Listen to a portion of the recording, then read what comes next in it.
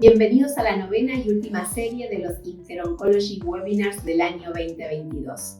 Hoy celebramos en esta plataforma educativa avances en neurocirugía y radiocirugía.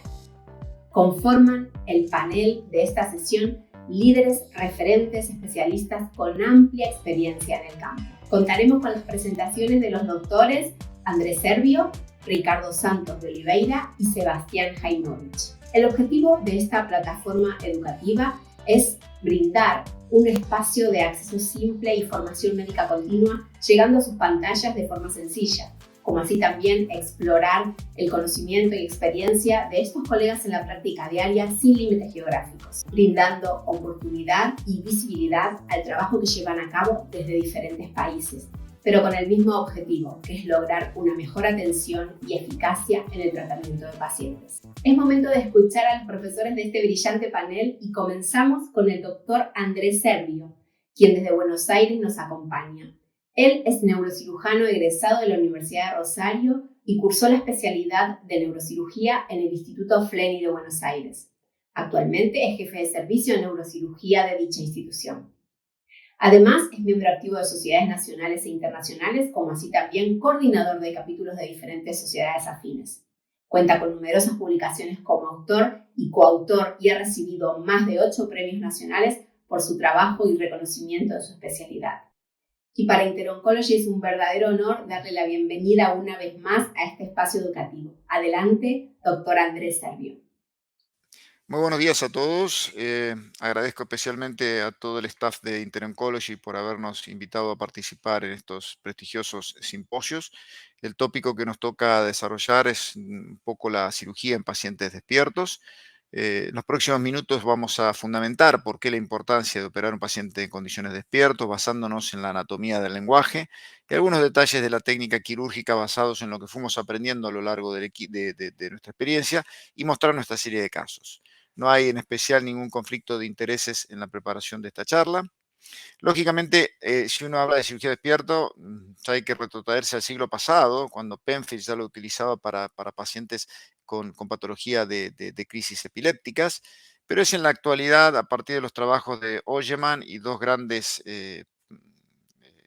genios de la neurocirugía, como los doctores Mitch Berger y Hugh Dufault, quienes han puesto la vara un poquito más alta y han hecho los grandes avances que han permitido que hoy la cirugía despierto sea replicable en cualquier parte del mundo con no demasiada requerimientos tecnológicos.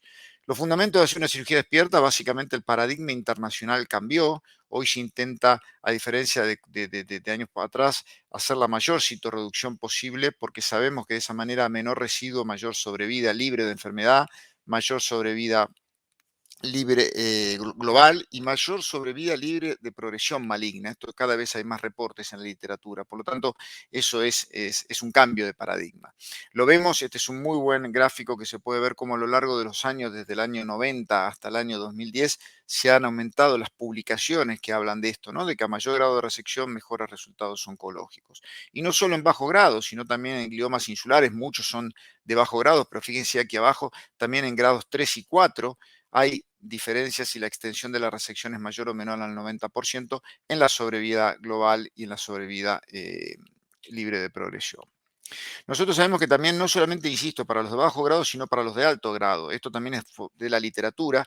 Y fíjense que en gliomas de alto grado, si solamente se reseca menos del 70%, hay una sobrevida global de 10 meses, que se aumenta a 15 meses si resecamos todo el contraste, o sea, lo que se capta contraste en la resonancia. Y si encima a la captación de contraste uno puede resecar la sustancia blanca perilesional, que es hiperintensa en el flare, en hasta más de un 50%, el paciente puede llegar hasta 20 meses de sobrevida. Lógicamente, de 9 o de 10 meses a 20 meses, duplicar el tiempo de sobrevida global para un paciente con una lesión de alto grado no es poca cosa.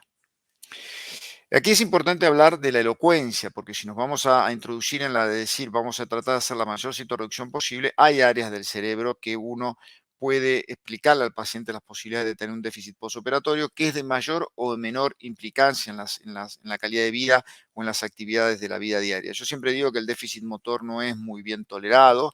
El déficit visual o el déficit del lenguaje quizás, lógicamente depende de la cuantía, puede ser un poco menos discapacitante, ¿no?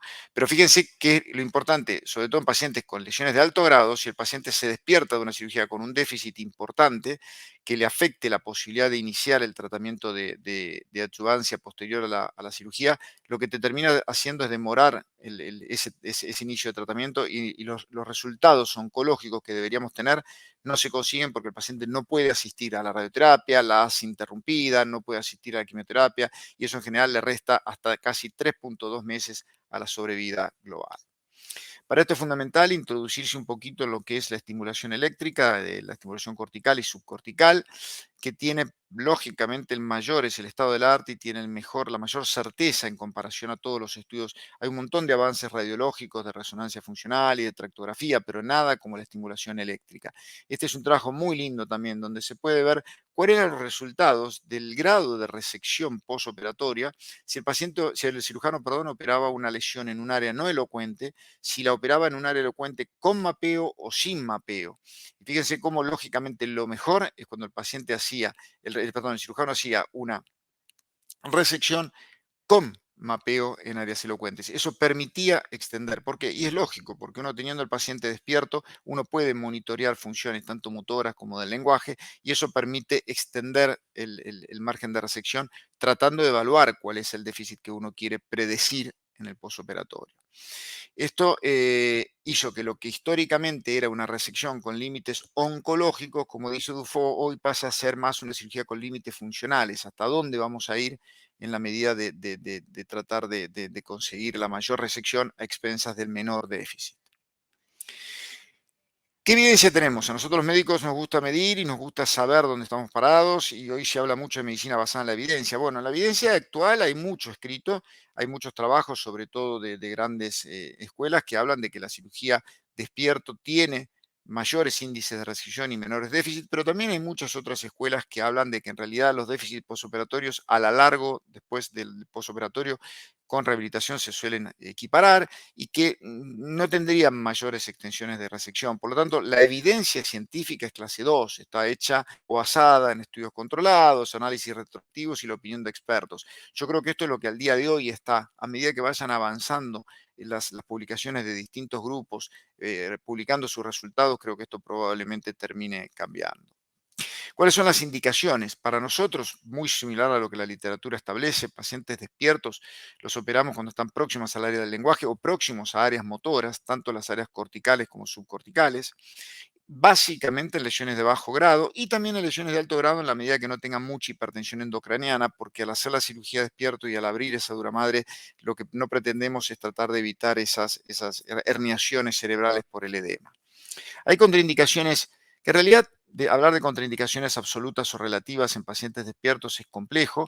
No se recomienda en pacientes obesos que tengan severa apneas de sueño por la posibilidad de que durante la cirugía sea necesario de alguna manera la intubación o la conversión a una cirugía con anestesia total. Lógicamente, pacientes que tengan una fase severa, nosotros los evaluamos todos preoperatoriamente con un terapista del lenguaje y si el paciente tiene muchas fallas preoperatorias no va a servir sumado a lo que nosotros generemos con la estimulación durante la cirugía.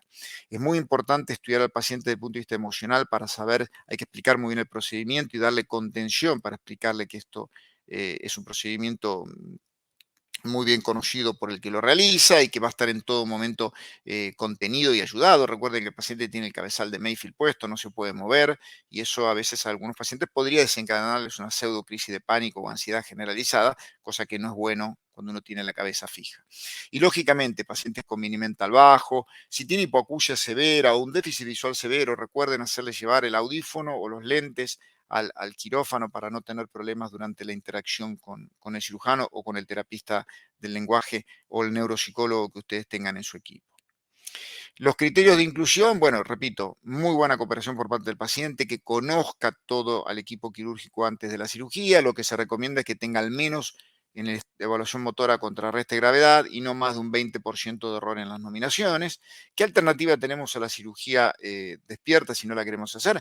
Clásicamente podemos hacerlo en dos tiempos, donde uno coloca las grillas, monitorea y mapea en un primer momento en una sala general o en una sala de telemetría y después a las 48, 72 horas operarlo, pero eso sabemos que son dos 2 cirugías y el riesgo concomitante de infección y la necesidad de hacer abordajes muy grandes para la colocación de las grillas.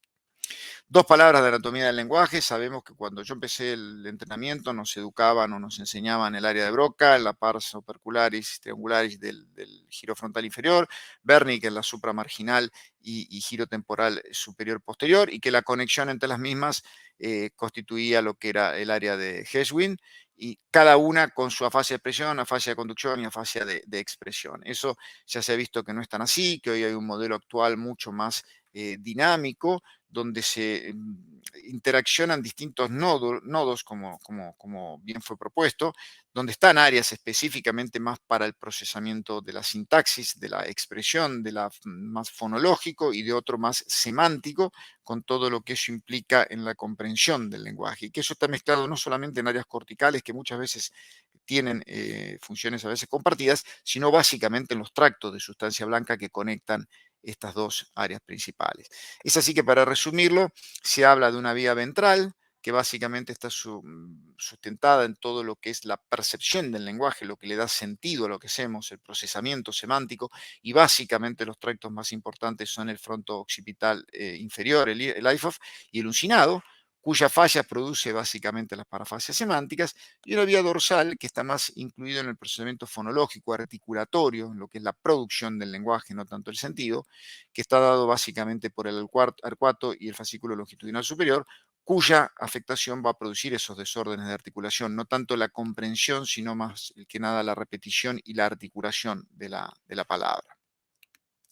Es así como nosotros aquí es un pequeño video que hicimos con las tractografías de un paciente con un tumor insular, como se puede ver bien ahí, donde se ve en violeta el arcuato, el tracto córtico-espinal en azul, el IFOF en verde y el uncinado en amarillo. Breve repaso anatómico. Recuerden que es necesario reconocer muy bien el fascículo longitudinal superior, que en el lenguaje está involucrado más que nada su tercera parte, el fascículo arcuato, que es el que generalmente, como está acá en violeta, mapeamos durante las cirugías en pacientes despiertos en patología insular. El fascículo fronto-aslant, que para algunos está empezando a tomar más preponderancia en la actualidad en el hemisferio izquierdo, que es el que daría el inicio del acto del lenguaje. El fascículo fronto-occipital inferior, fundamental en verde aquí graficado para todo lo que es el procesamiento semántico, la comprensión del lenguaje.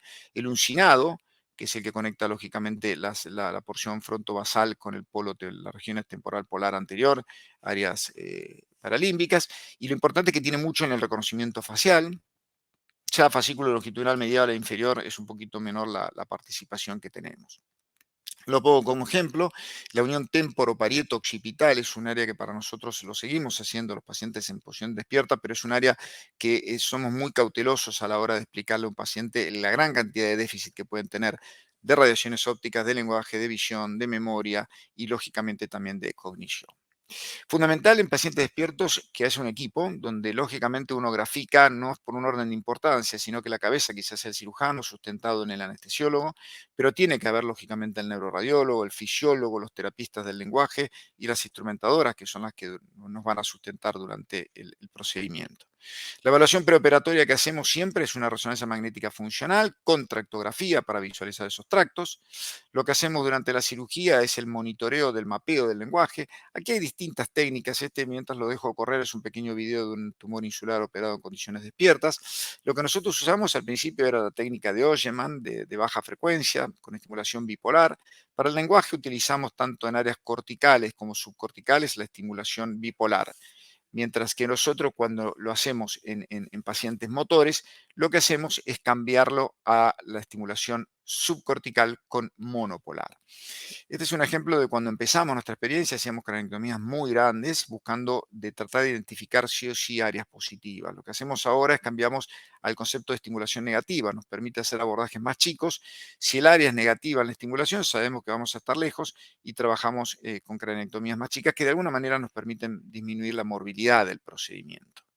Fundamental para el que desee empezar con el procedimiento de cirugía despiertos, familiarizarse con lo que los terapistas ocupacionales definen como arresto del lenguaje, que es esa interrupción del lenguaje, pero el paciente ni siquiera hace el esfuerzo orofacial por hablar, a diferencia del arresto motor, que donde el paciente intenta hacer el esfuerzo, no puede hablar, no puede nominar, pero es un arresto motor que es distinto y muchas veces puede ser hasta crisis eléctricas.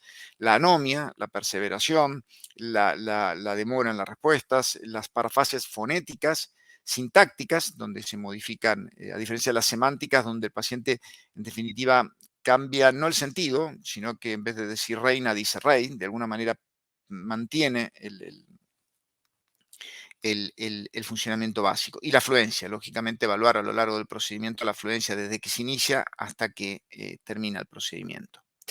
Hay distintos procesamientos, como dijimos al principio, el procesamiento fonológico, semántico y sintáctico. Hay un montón de tareas en la literatura. Nosotros tratamos de disminuir al máximo porque hay que recordar que la cirugía en pacientes despiertos no hay mucho tiempo. Los pacientes se terminan agotando. Hay una mezcla de factores. Fuera del agotamiento físico, nosotros también estamos modificando redes atencionales, que hoy hay un montón de trabajos que empiezan a hablar de la localización de distintas funciones de la atención y cognición, no siempre replicables en la cirugía y a veces no es tan sencillo evaluar tantas cuestiones. Por un lado, por el tiempo, segundo, por la cantidad de estimulación que hay que dar. Recordemos que cuanto más estimulación se da al cerebro, mayor riesgo de crisis eléctricas intraoperatorias. Por lo tanto, uno tiene que identificar muy bien cuáles son las funciones que quiere evaluar en un paciente. Nosotros en general es lenguaje con motor.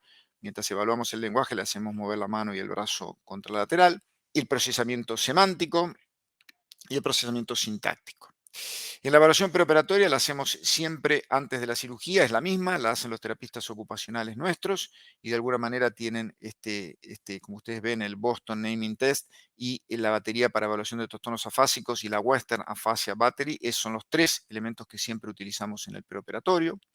Nosotros, a diferencia de otras escuelas que hacen los procedimientos utilizando máscara laringia, nosotros preferimos algo similar a la sedación consciente. Lo hacemos en 3 fases, como voy a mostrar. El paciente visita el quirófano en el preoperatorio una semana antes para identificar cuál es el área, acostumbrarse a los olores particulares de quirófano, que son, como yo siempre explico, cuando uno va al dentista, ¿no? Tiene ese olor particular a una sala de odontología que a algunos pacientes puede generarles una ansiedad, entonces los ponemos sobre aviso de eso para que de alguna manera desmitificar un poco lo que es quirófano y utilizamos lo que sería una sedación consciente. Al principio el paciente en la primera fase está sedado con remifentanilo y propofol y donde hacemos todos los procedimientos invasivos. Colocamos la sonda vesical, las vías de acceso venoso del registro arterial, preferimos en general el brazo izquierdo para tener libre el derecho. Hacemos los bloqueos regionales para que no tenga dolor, es muy importante que no tenga dolor el paciente durante la cirugía. Hacemos el corte de pelo, lo ponemos en posición cómoda, como ya de alguna manera voy a mostrar, lo tenemos ya predeterminado. Después se empieza a despertar al paciente cuando se hizo el abordaje y se llegó a la dura madre. Yo particularmente no me gusta infiltrar, topicamos la dura madre a sabiendas de que no hay ninguna perforación para que el anestésico local no entre al espacio subaracnoideo. Se mapea la estructura cerebral, se hace la cirugía en general haciendo, como dije recién, lenguaje libre con actividad motora y cuando se terminó la resección hacemos una maniobra de Valsalva y preferimos después de nuevo la fase con sedación. Los bloqueos regionales, por todos ustedes conocidos, usamos los aurículos temporales, supraorbitarios, occipital mayor y menor, y mucho en las zonas de los pines del cabezal de Mayfield y en la incisión de piel. Esto su anestesiólogo en particular estará entrenado en decirle cuál es la dosis mayor de lidocaína que se puede utilizar. Estas son las dosis de propofol y remifentanilo que usamos. En materia de posición operatoria, en lesiones anteriores, la porción anterior, diríamos, desde el foramen de Monro, predominantemente hacia adelante, nos gusta esta posición de cúbito supino con mucha elevación del hombro izquierdo, una rotación de casi 30 a 45 grados contralateral.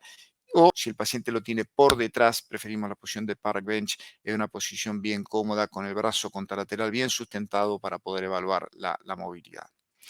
¿Qué nos pasó? Esto de la literatura, pero lo pudimos confirmar. Cada vez que uno explica a un paciente que tiene que hacer una cirugía de despierto, la primera reacción es de asombro, después el paciente lo suele pensar y la gran mayoría de nuestros pacientes no hemos tenido, que yo recuerde, un solo paciente tuvimos necesidad de alguna manera convertir el procedimiento porque tuvo una crisis de ansiedad importante, no fue una conversión completa a anestesia general, pero fue un solo paciente de toda la serie. Fíjense que en la literatura de lo que más se quejan es de dolor en la zona de los pines y dolor en la zona del separador de Gelpi, eso hay que tenerlo bien claro, nosotros reinfiltramos el músculo a la hora de poner el separador. la incomodidad por a veces el decúbito lateral y la sensación de boca seca. Por lo tanto, permanentemente le mojamos con un algodón, con una gasa humidificada los labios. Recuerden como detalles generales que el tiempo, repito, es escaso, la cirugía debería ser rápida, el ambiente ameno, muy importante la temperatura, no pueden tener frío, preferimos que traigan sus propios celulares con su propia música o lo que les guste escuchar. Hay algunos reportes de que hablan de que tener un cierto olor a lavanda es tranquilizador, esto es, pongo lo que en la literatura van a encontrar. Yo creo que se basa mucho en esto, en comunicación continua, en hablar continuamente con el paciente, avisándole lo que vamos a hacer, dándole siempre un mensaje positivo. A mí esta cirugía me gusta hacerla, manejarme con la instrumentadora con señas. No me gusta mucho el hecho de decir dame bipolar, dame tijera, dame bisturí, que el paciente esté escuchando que en este momento me van a hacer algo que potencialmente puede doler. Entonces prefiero el lenguaje con señas con la instrumentadora, así como el lenguaje encriptado con residentes. Decir está sangrando, esta arteria está invadida o la dura madre está invadida. Son frases que el paciente puede escuchar y no es lindo que lo escuche. Algunas alertas porque nos pasaron, siempre ponemos un aviso en la puerta de entrada, no es lógico o ilógico que algún colega de otra especialidad entre y bueno, y a veces sin saber pueda hablar en voz alta, igual que los informes de congelación, nos ha pasado que alguien levanta el teléfono y llamaron de patología, es un alto grado, eso tampoco me gusta que el paciente tenga acceso a esa información, y estén muy convencidos y seguros cuando empiezan la fase 3 de que el paciente está bajo sedación, de nuevo, cuando empiezan el cierre, porque suele haber una liberación en ese momento en quirófano y en ese caso el paciente puede, todos nos liberamos, empezamos a hablar en otros términos y es importante que el paciente esté sedado para no percibir todo eso.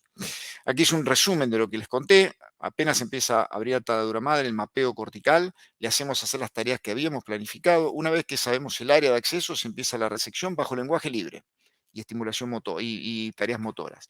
Después hacemos la estimulación subcortical en las áreas que queremos. Muchas veces usamos el neuronavegador que nos ayuda a decir dónde queremos hacer la estimulación. Recuerden, groseramente, esto es una especie de resumen donde uno puede recordar dónde vamos a tener las parafasias sintácticas por el fascículo arcuato, dónde vamos a tener más que nada las fonológicas y disminución de la repetición por el arcuato posterior, o las parafasias semánticas por el LIFOF en la proximidad del trayecto del mismo. Nuestra serie hasta el momento teníamos 70 casos operados con un franco predominio de gliomas de bajo grado, donde nosotros podemos ver algo que también replicamos lo que la literatura dice. En el postoperatorio inmediato, muchos de nuestros pacientes empeoraron ese grado de afasia, tuvieron disfasias más incluso severas, pero vemos cómo después con una buena rehabilitación de lenguaje tenemos una recuperación muy buena de esos déficits, a expensas, lógicamente, de poder, como voy a mostrar aquí, no solamente impacto en el resultado de lo que pudiera ser actividad eléctrica o efecto de masa, sino también oncológicamente, con buenos grados de resección. Algunos videos muy cortos. Este es el monitoreo de los potenciales, porque colocamos una grilla de 4 electrodos para monitorear continuamente los potenciales. Ahí estamos haciendo el mapeo para estar seguros de que, básicamente mapeo motor.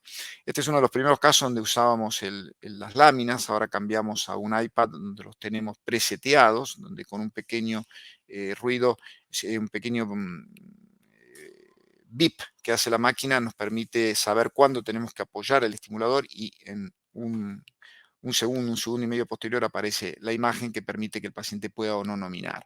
Eso de alguna manera nos facilitó y nos hizo un poco más dinámica la actividad del terapista del lenguaje. Ahí vemos cómo vamos, mientras el paciente sigue haciendo las distintas evaluaciones del lenguaje, lo que hacemos es la citorreducción tumoral.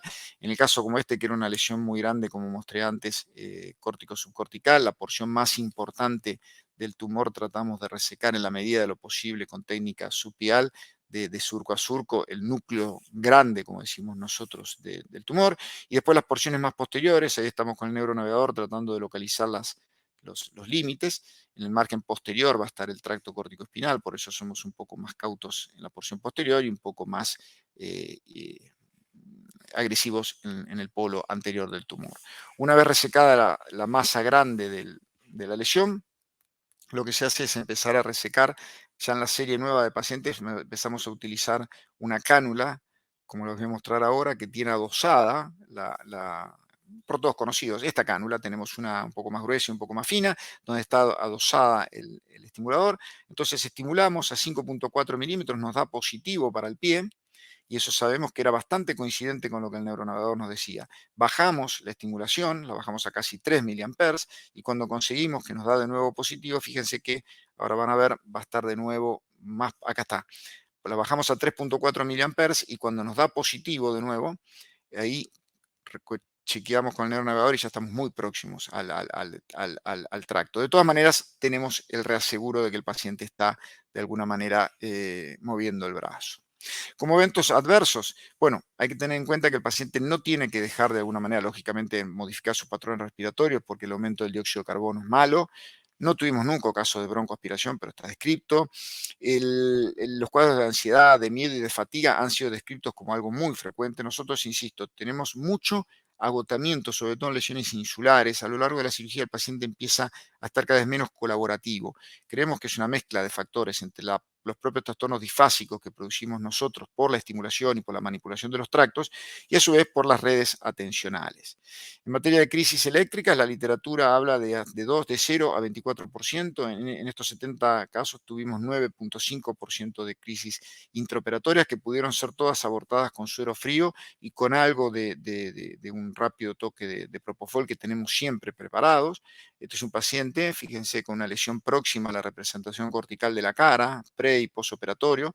A pesar de usar electrocorticografía, fíjense que estábamos estimulando próximo a la mano, y en la estimulación de la mano van a ver cómo aquí en la estimulación de subcortical el paciente hizo una crisis a predominio facial que fue abortada con suero frío, pero bueno, hay que tenerlo muy en cuenta para que no se generalice. Esto es literatura. Cuando se analizó un grupo de pacientes zurdos, se vio que la gran mayoría de los pacientes que son zurdos tienen también mucha representación en el lenguaje en el hemisferio izquierdo. Por lo tanto, ese famoso axioma de años atrás de que el hemisferio izquierdo era solo para pacientes que eran diestros no es tan así que hay que tenerlo en cuenta. En nuestra serie, de todas maneras, tenemos 2 casos operados con discordancia entre lo que es la representación cortical y la lesión tumoral. Acá tenemos un paciente que era zurdo, de 33 años, con dominancia derecha, donde podemos ver que el tumor está localizado en el hemisferio derecho, próximo a las áreas del lenguaje, y a su vez un paciente también masculino de 45 años que era zurdo, pero que tenía la dominancia izquierda. Los 2 pacientes fueron operados, lógicamente, en condiciones despiertos.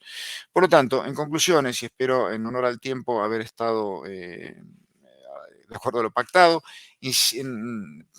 coincidimos que el procedimiento es seguro y confiable en la medida de que uno cumpla con todos los estándares publicados. Es importante tener esto no va a reemplazar al conocimiento anatómico del cirujano, ni tampoco a la expertise o a la praxis que el cirujano tiene que tener, pero si de alguna manera uno sabe que tenemos esas 2 cuestiones del lado del cirujano, lo importante es armar un buen equipo, que es lo que nosotros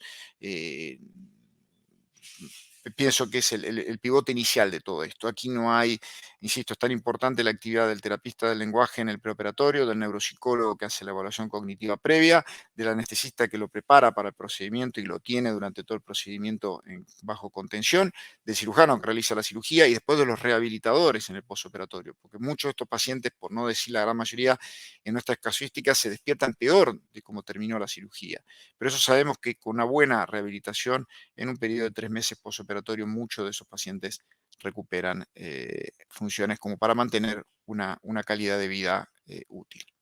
Muchas gracias por su atención y espero haber sido útil. Buenísimo, muchísimas gracias por tu presentación. Como siempre es un placer tenerte aquí con la gran experiencia que tienes en este tipo de abordajes y de situaciones quirúrgicas de interés. Algunas preguntas que nos interesan son, bueno, primero, en tu experiencia, ¿cuál es la edad límite para la cirugía despierto en pacientes pediátricos? O sea, ¿a partir de qué edad podemos realizar una de estas cirugías? Es una pregunta sumamente interesante. Particularmente nosotros, yo no hago cirugía pediátrica, tenemos un departamento un servicio de neurocirugía pediátrica. La experiencia en el grupo nuestro, el paciente más joven que operamos tenía, si mal no recuerdo, 16 años. Ahora, cuando uno lee la literatura, hay casos de series grandes con pacientes más chicos todavía, y uno ha leído, porque hemos hablado con servicios de neurocirugía que realizan esta cirugía en pacientes más chicos, incluso Digo esto porque he visto las preparaciones, cómo hacen con dibujos animados, con presentaciones de películas, pero no tengo experiencia yo. El paciente más joven nuestro fue de 16 años, que ya prácticamente podía ser incluido en el grupo de un adulto joven, ¿no? Clarísimo, como siempre. Muchas gracias por la respuesta. La segunda pregunta sería, ¿cuál es el tiempo en el que el paciente está despierto? Estas son cuestiones que obviamente le interesan a los pacientes y a todo el equipo tratante quirúrgico. Durante las cirugías, yo diría que el paciente despierto, o sea, desde que la duramadre se abre, nosotros le hacemos hacer hiperventilación previo a la apertura de la duramadre, hasta que hacemos el valsalva previo al cierre de la duramadre, que las dos cuestiones las hace el paciente, ¿no? El anestesista lo entrenó previamente para hacer esa hiperventilación previa y para hacer esa maniobra de retención con, con, con, con la necesidad de hacer una especie de valsalva con la glotis cerrada previo al cierre de la duramadre. Ese es el momento en que el paciente está despierto. Hemos tenido casos de menos de una hora en lesiones muy corticales, chiquitas, próximas al área de Broca, hasta hemos tenido casi 4 horas en lesiones insulares. Insisto, cuando el paciente tiene 4 horas de despierto porque hacemos la cirugía, después hacemos el control de resonancia transoperatoria, que no lo hacemos de rutina, pero cuando lo hacemos está incluido dentro de ese, el paciente va despierto, hace ese control y volvemos a abrir la duramadre. Hemos llegado hasta casi 4 horas, pero es verdad que los momentos más útiles son las primeras 2 horas. En general vemos que a partir de las 2 horas de participación del paciente baja mucho la tensión. Diría que en nuestra experiencia, groseramente 3 horas debe ser el estándar en que el paciente puede estar despierto, pero interpreto que debe haber mayores tiempos, ¿no? Depende la serie reportada o la experiencia del cirujano. Por eso insisto que es importante hacerlo una cirugía rápida, no es para, para debutar con esto. Tiene que estar el cirujano que empiece con esto entrenado y al principio, bueno, capacitarse en esto y acelerar los tiempos, ¿no? Gracias por la respuesta. Y la última pregunta, desde el punto de vista integral del trabajo en equipo, ¿cuáles son las características o mejor dicho, el manejo específico que tiene que tener el anestesiólogo? Sabemos que el neurocirujano sigue tratando su patología, pero el anestesiólogo tiene en estos casos un rol muy importante. Y en tu experiencia, ¿cuáles son los tips o los manejos específicos por parte de anestesia? Nosotros tenemos, ya hace muchos años, trabajamos en forma muy conjunta con el servicio de anestesiología. Para nosotros, en la mecánica nuestra, el anestesista lo cita preoperatoriamente, le explica el procedimiento porque es el nexo entre el cirujano y el terapista del lenguaje. De alguna manera, los terapistas del lenguaje, los neuropsicólogos que participan durante la cirugía, nos llevan adelante todas las evaluaciones de las pruebas que hacemos, pero en realidad siempre con el anestesista al lado, porque el anestesista es el que va a contener al paciente, el que va a estar preparado con el bolo de propofol o incluso con la carga, si es necesario, de anticomiciales en el caso de que aparezca una crisis comicial, monitoreando lógicamente todos esos parámetros que normalmente se hacen cuando un paciente está despierto, dormido, ahora hay que hacerlo cuando el paciente está despierto. Nosotros trabajamos en forma muy conjunta con ellos, que son los que nos hacen todos esos bloqueos iniciales para que el paciente no tenga dolor. Parte de esto lo puede, si uno quiere encargarse, el cirujano quiere encargarse de todo eso, me parece que no está mal, pero en general si uno puede liberar al cirujano de determinadas cuestiones que trabajando en equipo lo puede hacer otro miembro, como en este caso el anestesiólogo, me parece que uno redunda solamente en beneficios para que el procedimiento sea más rápido, más seguro.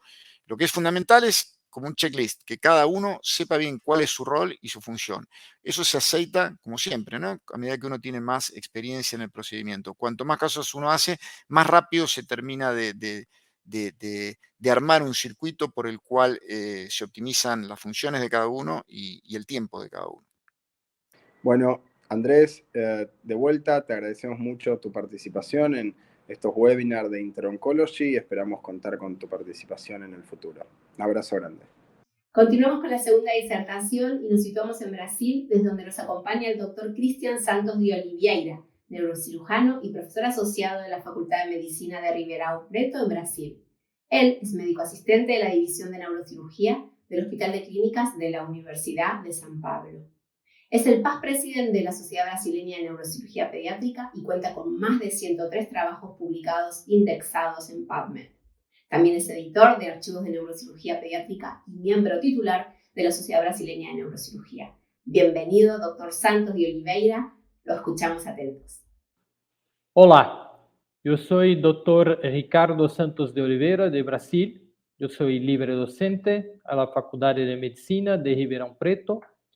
E gostaria muito de agradecer a invitação por participar deste webinar de Inter-Oncology e agradecer muito meu amigo Sebastian Haimovitch.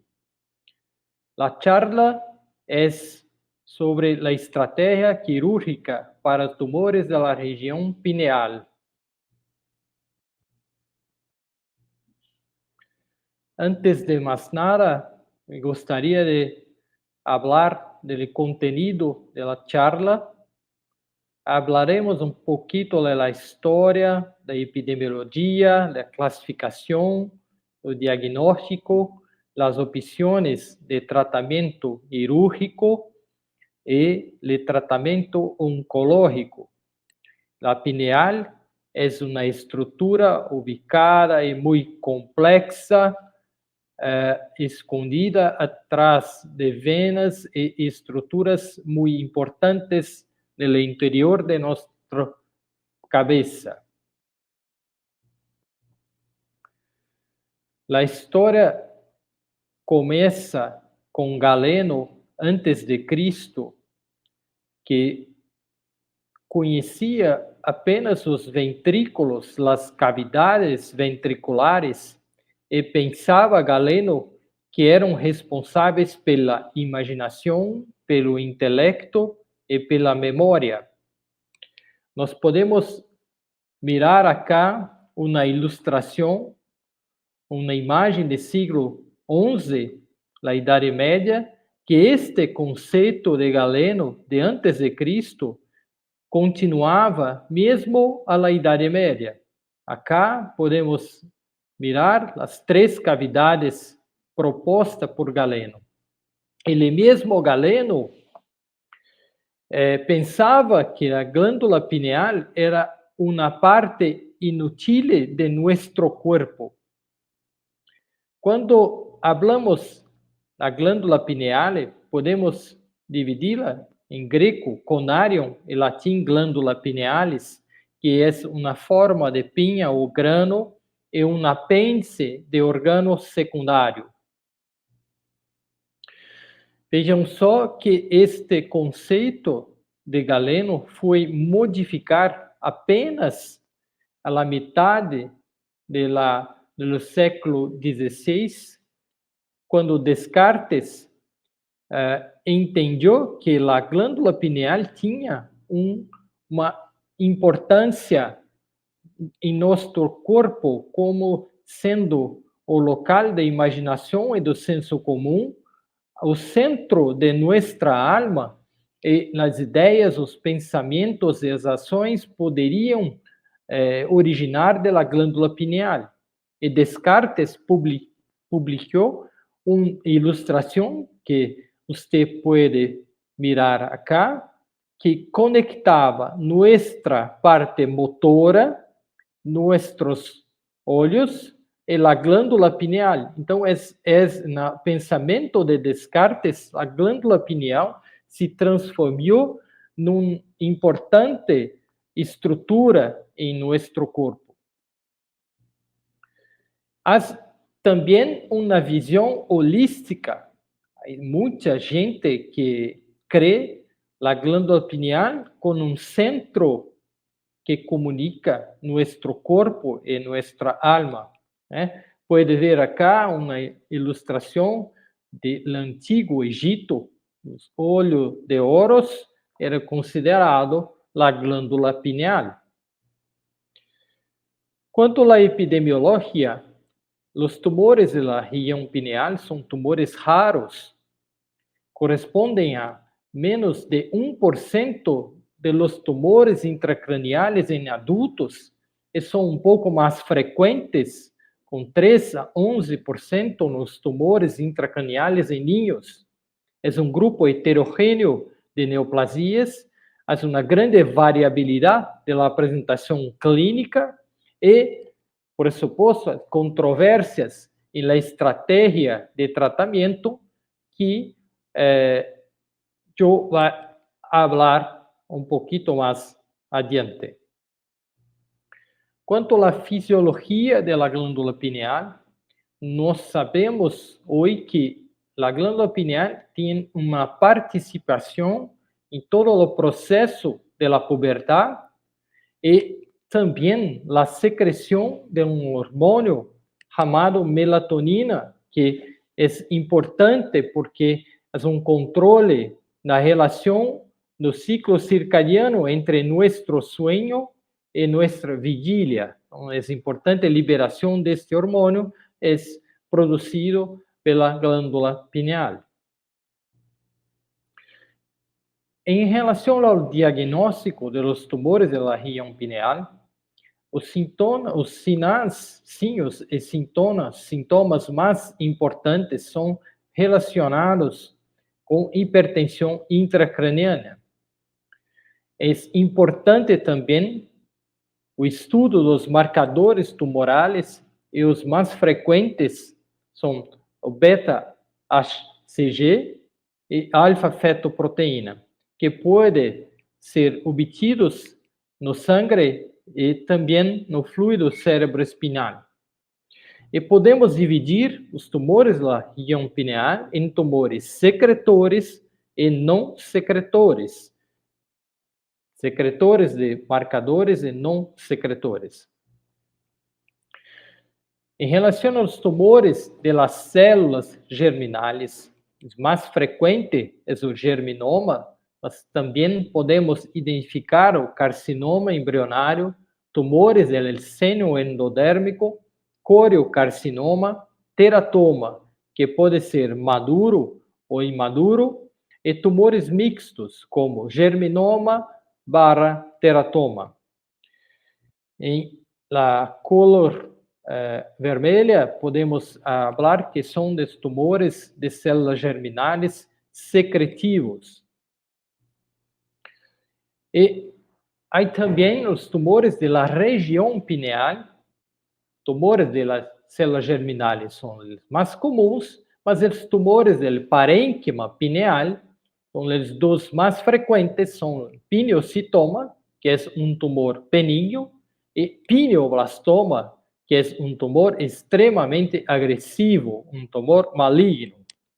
E os tumores gliais, como, por exemplo, das células que estão em torno da região pineal, e também os tumores como o meningioma, são pouco mais frequentes em adultos. Esta pantalla é interessante porque podemos dividir os principais marcadores, como você pode ver acá, alfa-fetoproteína e beta-HCG, são negativos na grande maioria do germinoma, são alfa-feto positivo quando é teratoma imaduro, quando é tumor do seno endodérmico é fortemente positiva, e cariocarcinoma é positivo para beta-HCG. E carcinoma embrionário é totalmente negativo. E isto é importante, sim, é muito importante, quando temos marcadores positivos ou negativos. O prognóstico dependerá da histologia. E germinomas, nós sabemos que são curáveis sem cirurgia radical em mais de 90% dos casos. Para os tumores secretores, também de células germinais, a supervivência é superior a 30, 40 e também em algumas séries clínicas em 50% de supervivência neste tipo de tumores. Entretanto, os tumores malignos do parênquima pineal, como os pineoblastomas, têm mau prognóstico menos de 10, 20% de sobrevivência neste tipo de histologia. É muito importante, quando falamos da região pineal, conhecer as principais estruturas que fazem divisão com a glândula pineal. Como nesta ilustração, temos o corpo calhoso, o esplênio do corpo calhoso na parte superior e posterior da glândula pineal. O terceiro ventrículo e a vena cerebral interna na parte anterior da glândula pineal.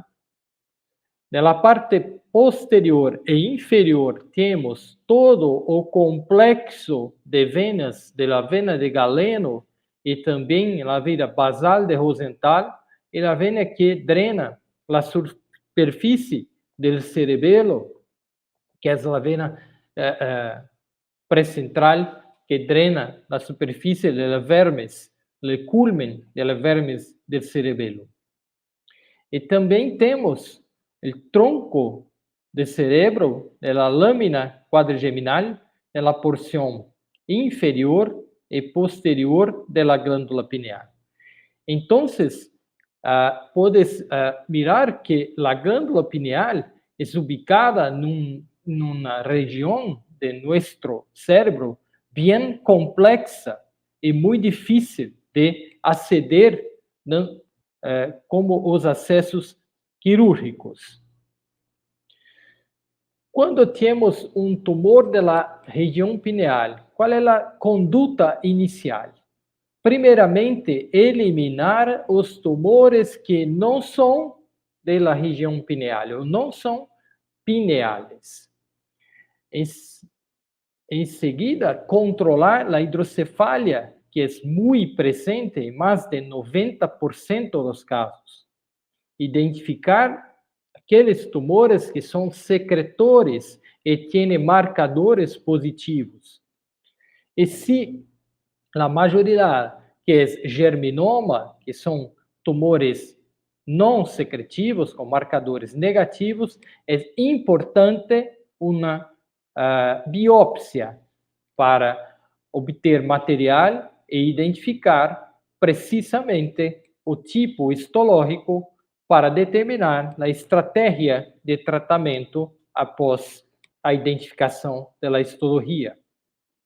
E, assim, o tratamento oncológico pode ser adequadamente começado.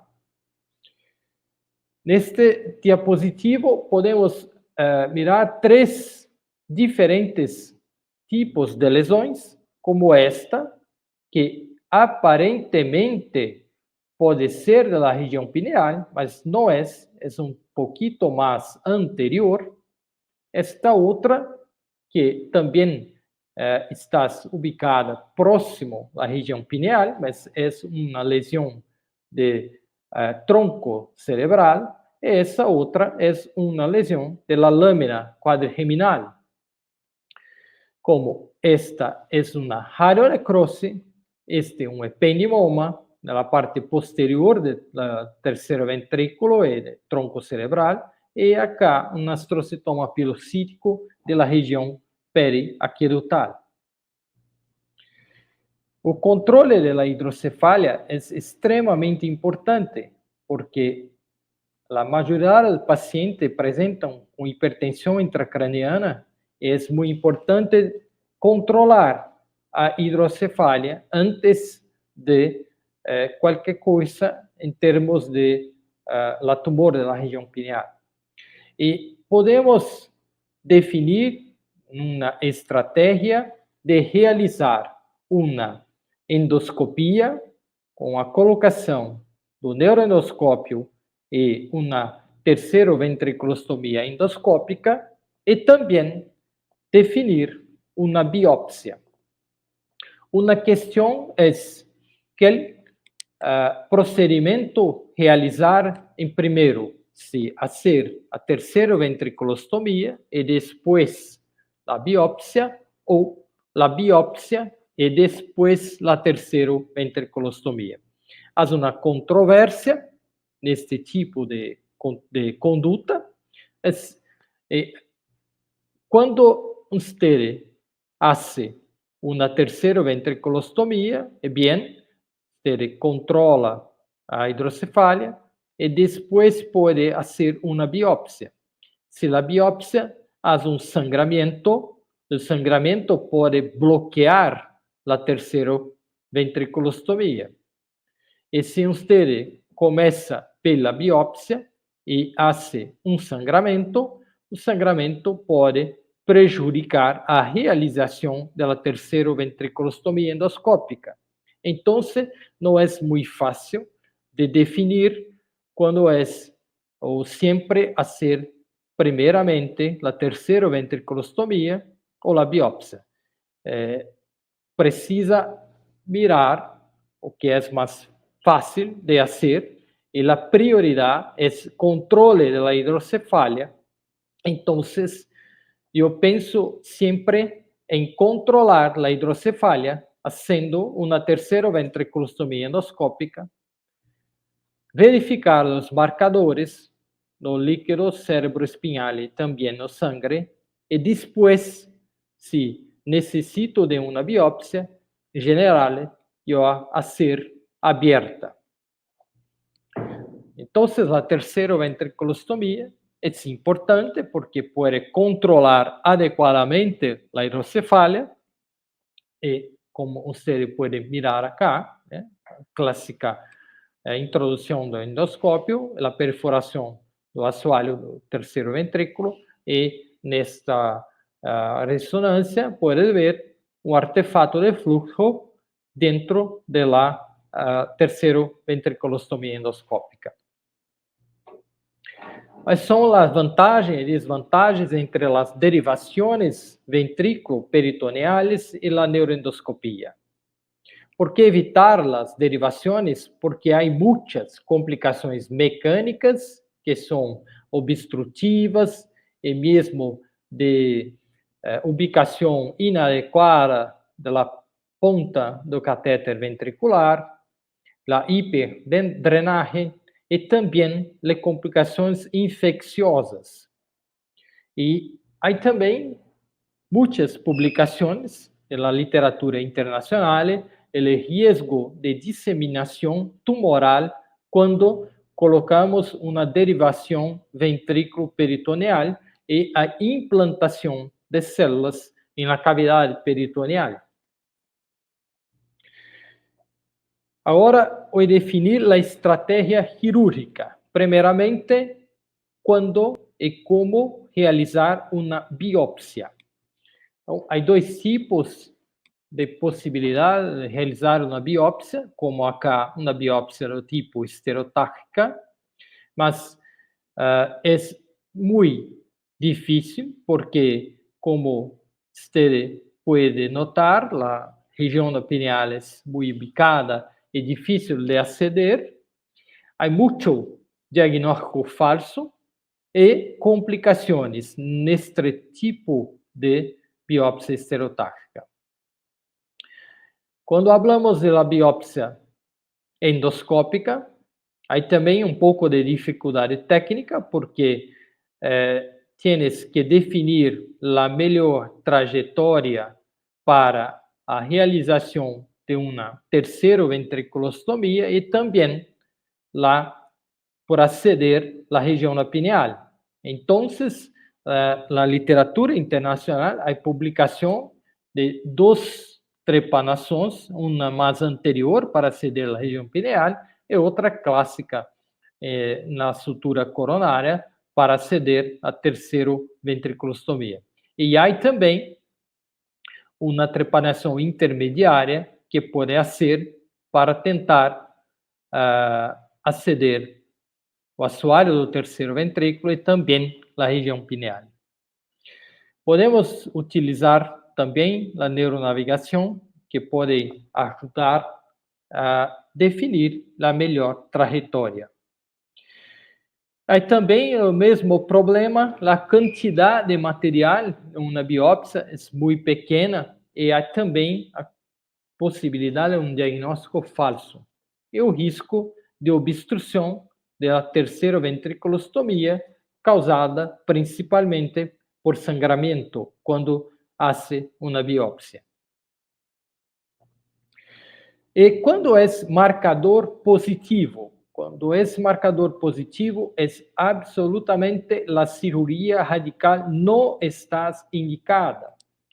Mira este caso clínico, um paciente com um enorme tumor na região pineal, com marcador positivo, e após dos ciclos de quimioterapia, há praticamente um desaparecimento completo do tumor. E a radioterapia após a realização de quimioterapia. Neste caso, sem a necessidade de uma cirurgia. Então, marcador negativo, há necessidade de la realização de uma biópsia, que pode ser uma biópsia estereotáxica ou neuroendoscopia ou mesmo uma biópsia aberta, mas o mais importante é que precisa de material para fazer uma histologia. Se a histologia confirma o germinoma, a fazer quimio e radioterapia.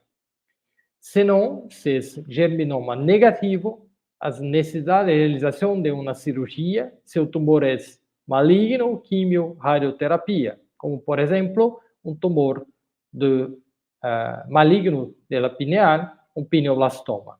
Se é um tumor benigno, a ser apenas cirurgia mais radical possível. É um tumor misto, hacemos a biópsia, a confirmação de diagnóstico, quimio, e após a quimioterapia, uma reavaliação com imagem para a discussão se realizamos uma nova cirurgia e tentamos remover o resto do tumor, como, por exemplo, o componente maduro de um teratoma, ou se hacemos também a radioterapia, complementando o tratamento. Qual é o melhor acesso quirúrgico à região pineal? Porque é um lugar difícil de alcançar, porque a pineal é ubicada muito acerca de grandes venas, como o complexo pineal, a veia basal de Rosenthal, a veia pré-central que vem do cerebelo. Temos 3 principais acessos cirúrgicos: o acesso posterior transcalhoso, o supratentorial suboccipital, ou clássico occipital transtentorial, e também o acesso infratentorial e supracerebeloso, que podem regar a região pineal. Vamos discutir um pouquinho de cada deles. Lembrando, acá, a glândula pineal, o terceiro ventrículo, pulvinar do tálamo lateralmente, e a lâmina quadrigeminal inferiormente à região da pineal. Um acesso cirúrgico bem clássico é o acesso occipital transtentorial. Como você pode ver neste vídeo, colocamos o paciente na posição 3/4 prono position para fazer o occipital transtentorial, a realização da craniotomia, o acesso à região occipital posterior, e com a ajuda de neuronavegação, definimos a melhor trajetória para aceder ao tumor pineal. Eu particularmente gosto deste acesso quando temos tumores da região pineal que são bem laterais. Este acesso é bueno para aceder à região pineal, principalmente quando os tumores vêm para a região mais lateral. Bom, você pode abrir a aracnoide, a drenagem de líquido para relaxar o cérebro, e a tenda del cerebro puede también ser abierta o mesmo pasar una sutura y elevar la tienda para acceder mejor la región pineal. Es importante porque acá puede ver la araquinoide es más espesa y después abriendo esta araquinoide puede acceder al tumor y hacer la biopsia. Nesta região tienes todo o complexo venoso e acá o tumor é bem exposto para a realização de uma biopsia. Então, é bom acesso, mas para tumores mais laterais. Puedes abrir la borda, la tenda de cerebro, passar uma sutura para elevação, que vai melhorar a visão quirúrgica do tumor e realizar também a biópsia. Abertura, coagulação, abertura com um escalpo. E depois realizar a biópsia com segurança. A principal vantagem deste acesso quirúrgico é a boa visualização quando o tumor tem uma extensão mais lateral. E, por suposto, as desvantagens deste acesso quirúrgico é o problema da retração em alguns casos do lobo occipital e também da veia occipital interna, o risco de lesão das estruturas venosas profundas, a necessidade de abertura do tentório e uma má visualização quando o tumor se parte para outro lado e também inferiormente. E há casos que o esplênio do corpo caloso é muito grande e não permite que possamos mirar bem o tumor na região pineal. Outro acesso que eu particularmente gosto muito é o acesso infratentorial e supracerebeloso. Hacemos com o paciente em posição 3/4 prono, como o outro acesso, mas grande parte dos serviços de neurocirurgia que fazem este acesso podem ser com o paciente sentado. Então, hacemos a trepanação, a craniotomia posterior, como eu vou mostrar um pouquinho mais à frente, e colocamos uma espátula para realizar uma abertura maior na parte superior do cerebelo e depois acessamos a região pineal. Como acá é a posição cirúrgica que nós hacemos este tipo de abordagem infratentorial e supracerebelosa, realizamos 2 trepanações bem altas, uma completa exposição de senos venosos transverso, bem alto. Podemos abrir inferiormente e relaxar com abertura da cisterna magna.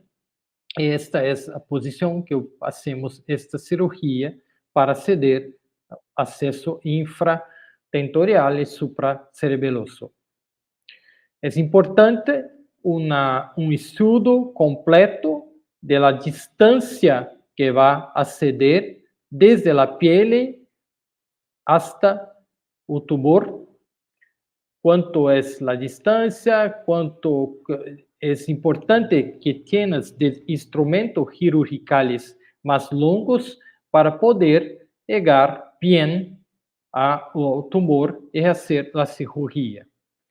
Outra coisa, em alguns casos, é importante que tienes uma drenagem da parte superior do verme cerebeloso e puedes, em alguns casos, realizar uma coagulação sem problema desta vena, e isto vai abrir um pouco mais o corredor para chegar à região pineal.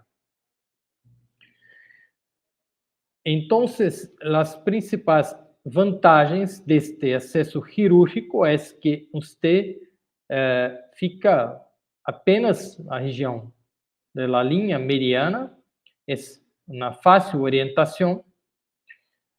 Tienes as venas profundas são superiores, então controle melhor, não tienes tanto problema quando vem de acesso mais lateral. E principal desvantagem é que tienes muitas vezes de sacrificar a vena cerebelosa superior e pré-central para poder abrir um pouquinho mais do corredor cirúrgico e também, em algumas situações, abrir o vermes e também para aceder este mesmo região.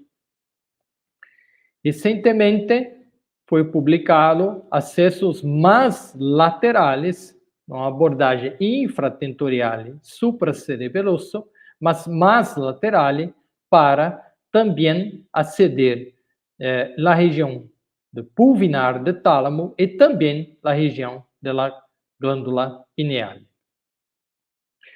Este é um caso clínico que podemos operar de um ninho com um grande teratoma maduro, com marcadores negativos, que hacemos um planejamento estratégico para um acesso cirúrgico, uma abordagem para a região infratentorial e supracerebelosa para o tumor na região pineal. E pode ver neste vídeo que publicamos em nossa revista Arquivos de Pediatric Neurosurgery, que é aberta e puedes enviar artigos. Um grande tumor na região pineal. Acá a exposição de todo o cerebelo, bem alta, como é importante também a colocação destas suturas para retrair a dura madre e, aos poucos, a realização de um corredor hasta a região do tumor. Importante também proteção do cerebelo, aqui utilizando uma esponja e uma espátula. E pouquinho a pouquinho vamos chegar à região pineal. Neste caso, é um tumor muito duro que não permitia a realização de uma retirada gradual. Tivemos que fazer uma dissecção microcirúrgica de todo o tumor e deslocando completamente o tumor de todas as estruturas e, por fim, uma retirada praticamente total do tumor, como você pode ver neste vídeo, um teratoma maduro, muito duro, muito difícil de realizar uma cirurgia, mas uma retirada praticamente total do tumor. Como você pode ver neste vídeo, um enorme tumor e uma ressecção completa, e o ninho é curado após a cirurgia com ressecção completa do tumor.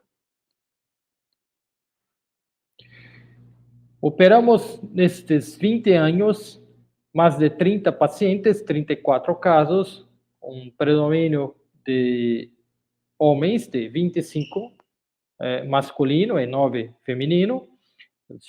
diferentes tipos histológicos com um predomínio dos tumores germinoma.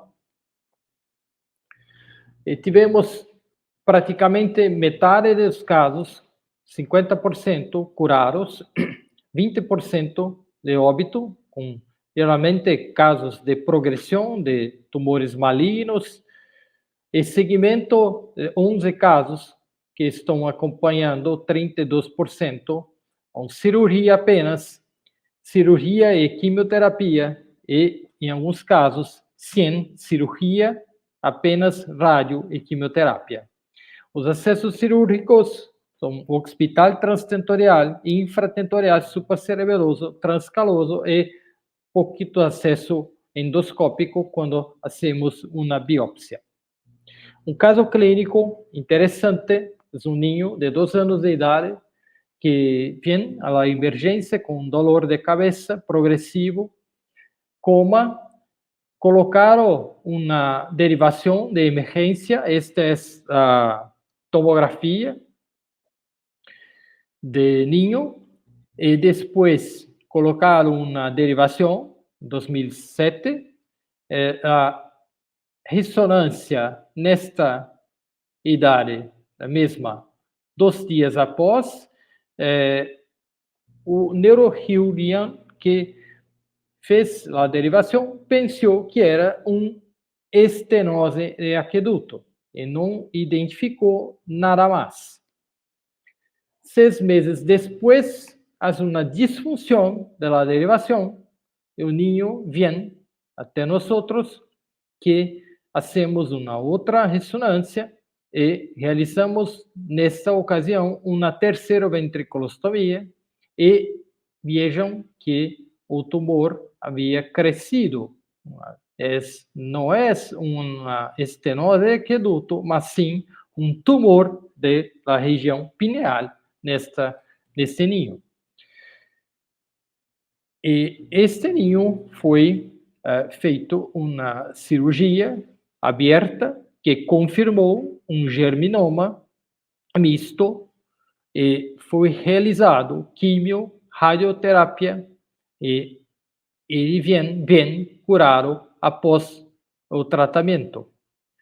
A mensagem deste caso é a calcificação que estava presente, que você pode ver acá na tomografia, que havia uma calcificação, e calcificação antes de 6 ninhos deve sempre investigar, porque é patológico, é muito relacionado à presença de tumores na região pineal. E, finalmente, para resumir, quando há hidrocefalia, hace uma terceira ventriculostomia, que é a prioridade, e a biópsia puedes ou não fazer. Se a biópsia hace feita e há uma positividade para marcadores de líquido, cerebroespinhal e sangue, a conduta é quimio e radioterapia e depois avaliar com ressonância. Se após esse tratamento há ainda uma lesão residual, a indicação de cirurgia para remoção desta lesão residual. Se tienes um tumor da região pineal que não tienes marcadores positivos, são negativos, a conduta é a realização de uma cirurgia para confirmação diagnóstica e se a confirmação é de um germinoma puro, a conduta é quimio e radioterapia. Então, a neuroendoscopia é importante para controlar a hidrocefalia, que é importante também em mais de 90% dos casos. Lembrar sempre dos marcadores tumorais de sangue e líquido cerebroespinhal.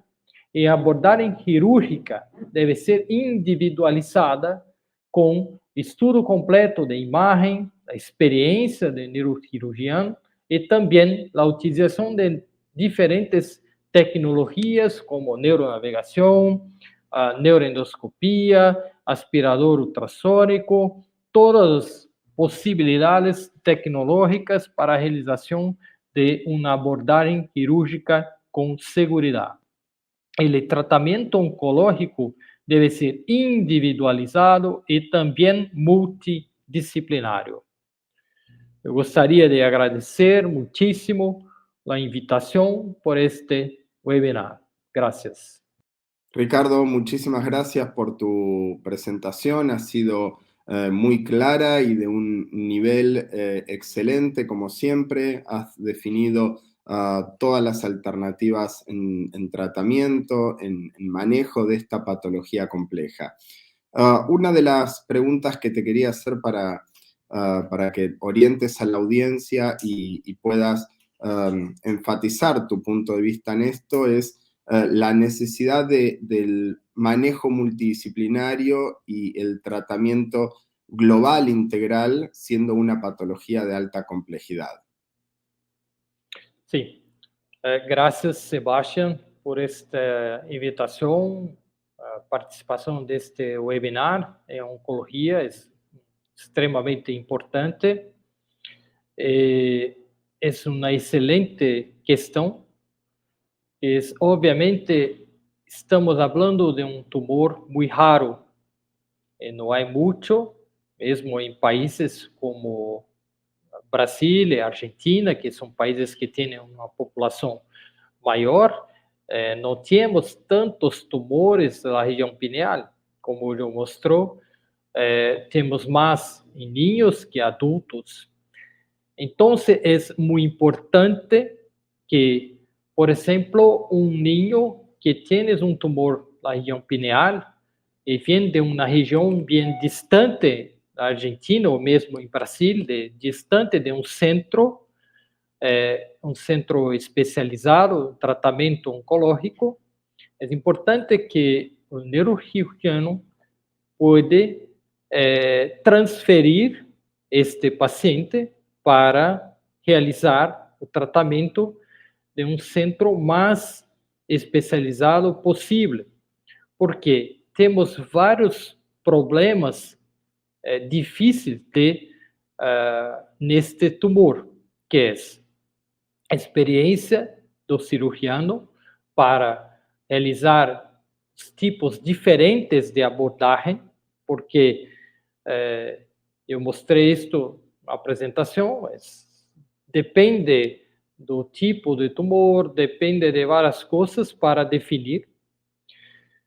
Um time especializado para realizar o tratamento oncológico com quimioterapia e também a internação prolongada, muitas vezes, a resposta aos quimioterápicos, que pode ser positiva ou não. É importante um time bem adaptado para o tratamento de oncologia e também o tratamento radioterápico, porque hoje precisamos de uma radioterapia bem feita para minimizar os efeitos colaterais de uma radioterapia. Então, é muito importante esta questão. Os tumores na região pineal devem, sim, ser tratados em centros bem complexos, bem adaptados a este tipo de patología. Clarísimo, Ricardo, muchísimas gracias por la respuesta. Otra consulta, si tienes alguna preferencia o orientación en cuanto a la decisión del abordaje quirúrgico en relación, aparte de la extensión hacia un lateral, sino en relación al tamaño del tumor o al desplazamiento de las estructuras complejas venosas. Extremamente importante também para discutir os diferentes tipos de abordagem cirúrgica que podemos fazer à região pineal. O primeiro ponto que gostaria de falar é que tienes que ter experiência em diferentes abordagens cirúrgicas. Muitas vezes não há a melhor para aquele tipo específico de paciente e para aquele tipo específico de tumor, tienes que realizar una abordaje que puede ser, por exemplo, uma abordagem endoscópica e realizar uma biópsia, se tienes experiência, se tienes tecnologia para isto. Podes realizar um acesso, uma abordagem mais lateral, occipital transtentorial, quando geralmente eu decido por esta abordagem quando o tumor é mais lateralizado para a direita ou esquerda, é mais fácil de aceder por um acesso supratentorial e occipital. E recentemente, nos últimos 5 anos, eu tenho uma preferência para a abordagem infratentorial supracerebelosa. Uma vez mais, depende muito do tumor, da extensão lateral e também quanto o tumor vai arriba ou abaixo de, se tienes um corte no terceiro ventrículo, quanto o tumor vai abaixo em direção à lâmina quadrigeminal ou arriba em direção ao esplênio do corpo caloso. Às vezes, quando tienes um grande tumor e precisa fazer cirurgia, não é um marcador positivo, por exemplo, muitas vezes há a possibilidade de realizar uma abordagem combinada, primeiramente infratentorial supracerebelosa e depois, se tienes um componente muito lateral, é mais seguro de fazer uma outra abordagem occipital transtentorial. Então, é muito importante o conhecimento da anatomia microcirúrgica e também ter conhecimento de toda a tecnologia, a microcirurgia, de instrumentos adaptados, se a ser, por exemplo, infratentorial supracerebeloso é muito distante, 8, 10 centímetros de distância, e tienes que ter um braço e também um microscópio que permite uma boa visualização, porque é uma estrutura bem profunda, precisa ter boa luminosidade, boa identificação de estruturas, e também os instrumentos necessitam ser longos e adequados para este tipo de tumor. Clarísimo la respuesta, Ricardo. Nuevamente te agradezco muchísimo de parte de Inter-Oncology el haber participado en este webinar. Gracias, Sebastián, por la oportunidad de esta excelente iniciativa de Inter-Oncology Webinar. Muchas gracias. Tomamos una pausa y antes de continuar con el siguiente profesor, Brainlab es el patrocinador de este evento y los invita a que vean el siguiente video. Elements Multiple Brain Mets SRS allows users to create consistent, high-quality radiosurgery plans for the simultaneous treatment of multiple lesions with a single isocenter. The software automatically creates a volumetrically optimized dynamic conformal arc plan based on predefined protocols. Typical plan generation with Elements Multiple Brain Mets SRS takes less than 5 minutes. After image fusion and segmentation of the targets and organs at risk, the first step is to select a customizable clinical protocol to define the initial setup and prescription. This also includes constraints for the organs at risk and automatically adapted target margins, considering location and size of the lesion. Based on case-specific location and number of lesions, a dedicated and patented 4-pi algorithm determines the most optimal number of arcs, their associated table angles, and gantry span. It then assigns the targets to specific arcs to avoid irradiation of critical organs, minimize dose delivered to normal brain tissue, and best achieve target coverage. Guaranteed target prescription coverage is achieved using multiple non-coplanar arcs. Multi-leaf collimator apertures are tuned to optimize conformity and gradient and to target all metastases with a single isocenter. Right after calculation, the plan analysis table, displayed as intuitive traffic lights, shows if all constraints are fulfilled. Plan quality can be evaluated using the preset plan qualifiers for each target locally, such as V12, conformity index and gradient index, or for the global plan. The corresponding dose distribution can be evaluated for each metastasis based on the isodose lines or DVH curves. With the different sliders, you can guide the optimizer in certain directions. You can change the prioritization between low or high normal tissue sparing and target homogeneity. The result of the patented target grouping and arc assignment algorithm in Elements Multiple Brain Mets SRS can best be visualized in the Beam's eye view. Two metastases lining up in the direction of leaf motion are never treated simultaneously. What you can also see here is dynamic jaw tracking, now available not only in combination with the Elekta MLC, but also for Varian. This further reduces the dose to normal tissue and for Elekta also improves the field shaping for small lesions. To facilitate more detailed analysis, there are several ways to review the treatment plan. Maximum intensity projection shows doses as hotspots delineated by prescription isodose lines. Dose surface shows how much of the object's surface is covered by the prescription dose. Dose cloud displays prescription doses as clouds around the metastasis. In combination with ExactTrack patient positioning and monitoring system, it is possible to reduce PTV margins, and smaller target volumes allow the prescription of higher doses. With Elements Multiple Brain Mets SRS, stereotactic radiosurgery is an efficient option for the treatment of multiple tumors in terms of treatment planning time, normal tissue sparing, and delivery time. Y para cerrar este webinar, contamos con la presencia del Dr. Sebastián Haimovich, también coordinador del contenido académico del día de hoy. Junto a su actividad asistencial, siempre mantuvo su interés en la docencia, siendo docente del Departamento de Neurocirugía en la Universidad de Buenos Aires y de los cursos latinoamericanos de neurocirugía pediátrica. Es también cofundador y coordinador de los cursos de entrenamiento en neuroendoscopía cerebral en el Hospital Garrahan y Flenny desde el año 2013. Ha sido invitado como conferencista en más de 50 jornadas, congresos y cursos nacionales e internacionales en neurocirugía.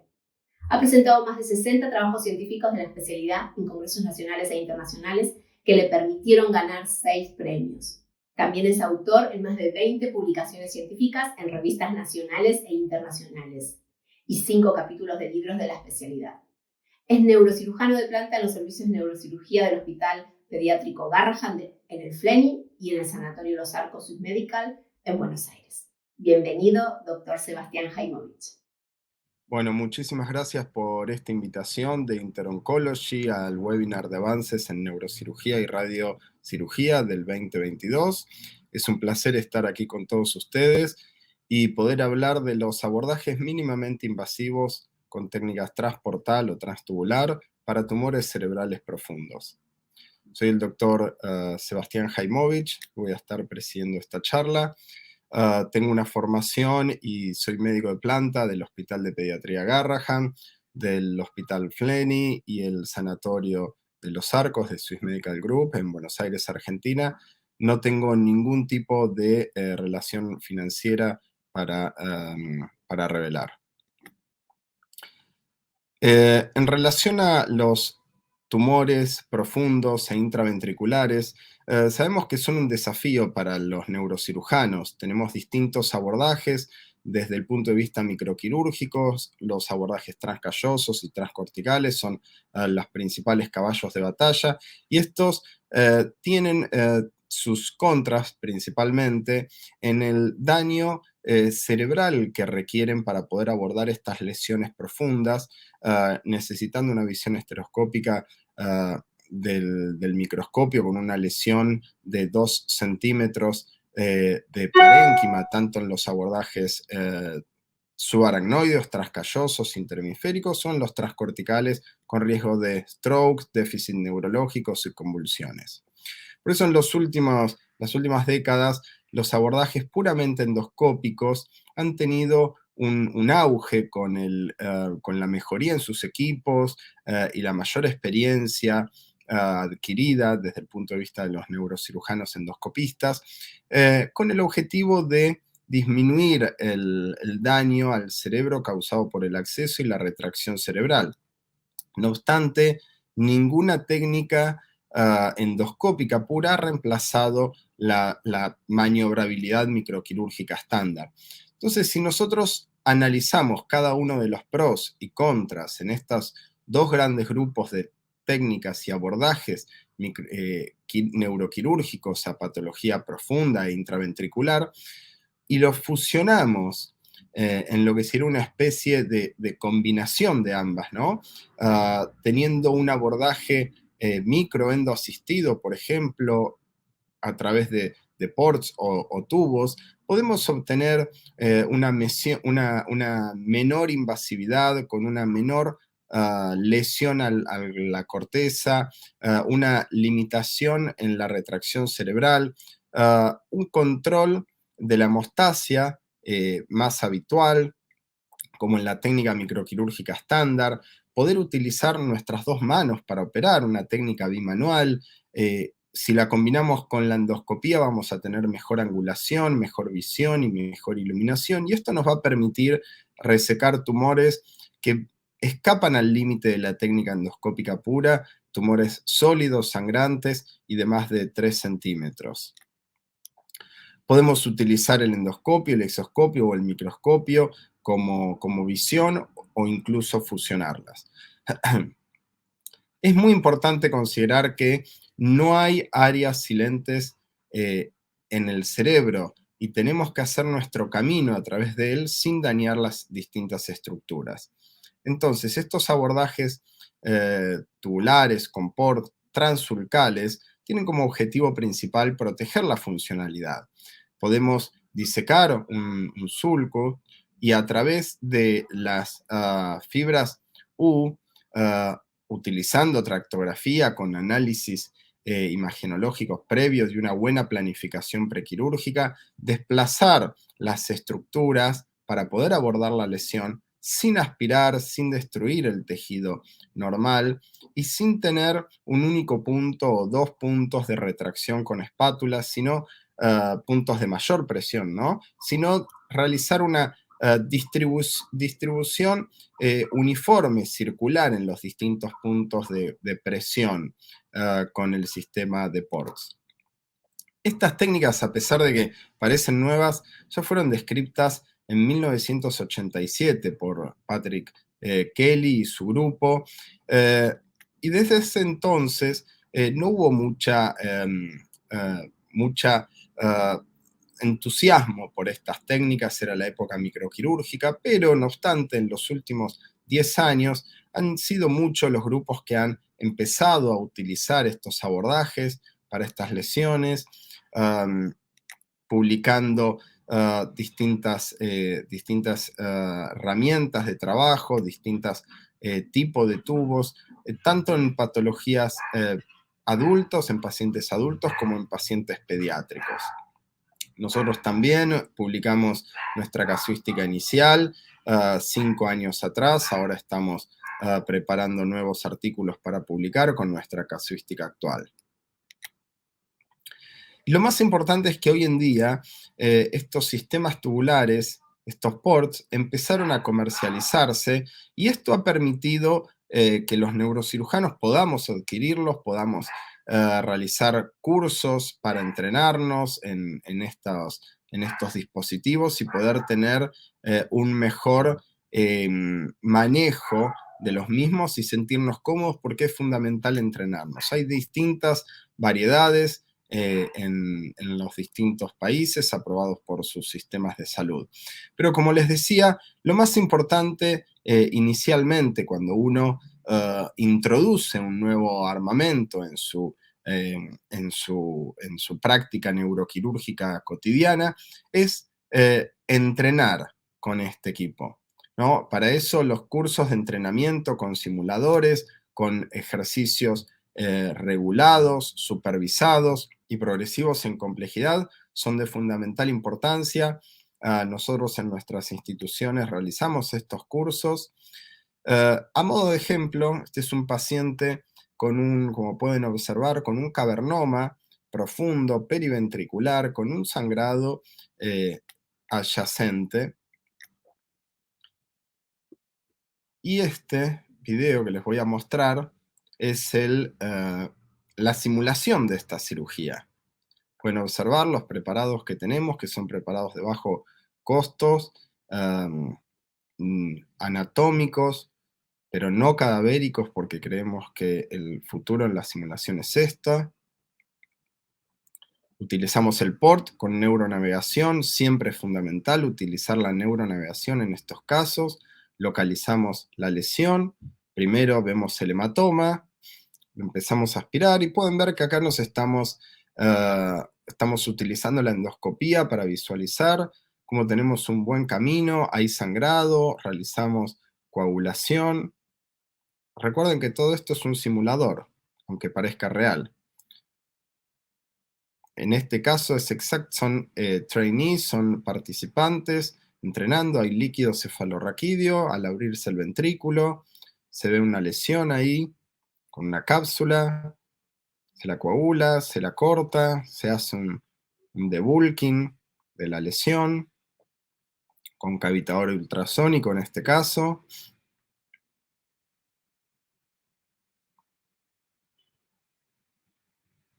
Este entrenamiento nos permite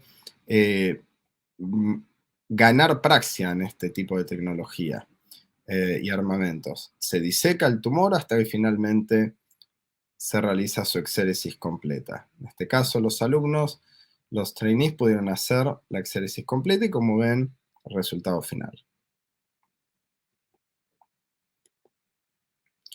Ahora vamos al caso verdadero. Como podían ver en las imágenes, la tractografía es fundamental, nos va a orientar qué abordaje utilizar, por dónde introducir nuestro port.